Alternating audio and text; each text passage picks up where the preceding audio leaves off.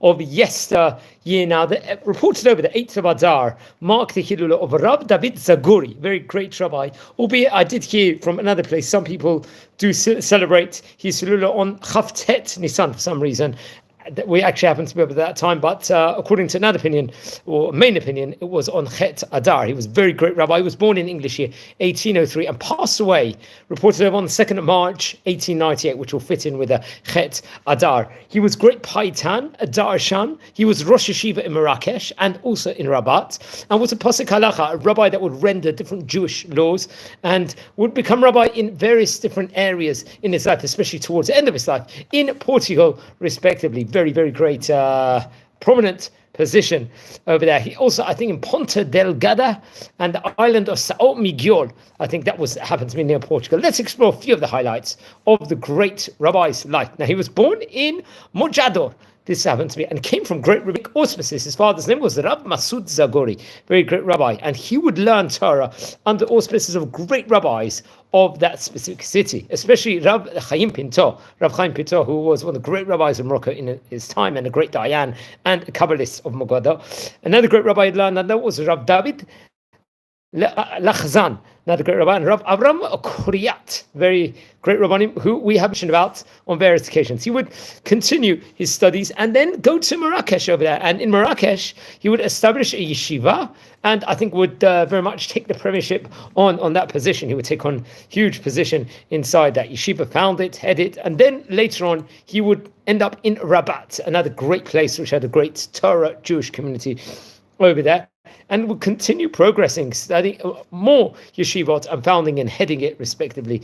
Two of, I think, these yeshivot would actually learn Gemara and the poskim within regards to great rabbis of the rendering decisions of the code of Jewish law, but while at the same time studying in-depth Talmud. After that, he would eventually end up in Gibraltar, and he would become close with various different rabbis over there. Most reportedly, in Gibraltar, he would have a connection with Rabbi Yeshua HaLevi, another great rabbi, who I think we just mentioned about quite recently. Then come what the year, a tough race Yud Zayin, he would go now to the island of San Miguel. This was close to Portugal. So at this point in time, he's been very, very well traveled, especially around different Moroccan areas, obviously also in Gibraltar, and now Portugal in of itself. And over there, he became the rabbi of the Jewish congregation of the city, respectively. And over there, he would also establish a yeshiva.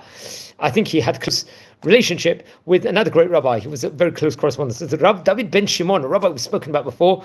Rav David ben Shimon, most famously, was the author of great Torah books, and would, let's just say, was one of the great rabbis of Jerusalem, and actually opened up neighborhood in Machane Yisrael, respectively, over there. I think come what the year, Tafresh Lamed Zayin, he would move to Lisbon, and over there he would work in various different roles within regards to the Jewish congregation himself, strengthening Torah, and this will be until he passed away in the year 1898. Now, among his sons included Rab Masud, Rab Mordechai, Yitzchak Chaim, Yosef, and his daughter, Rabbanit Mazal Portano, who I think would get married to Rabbi Yitzchak Azarfani. Very interesting enough. Now, he would leave us with some great Torah works in of itself. Now, some of the books that he would leave us with was absolutely phenomenal, including the David Laskir. This was printed in Vienna, I believe, in the year Tafresh Nun Aleph. And then there was 3 other great books that were actually divided into 3 different volumes, including Chelek Aleph, which was Likutim Shatik Be'ilchot Shechita B'Trefot, talking about kosher slaughter in itself. Then Chelek Bet was Chidushei on the Torah, various different teachings from the Torah, respectively. Also was comprising of a Shut, Sheilot and Shuvot, questions, answers.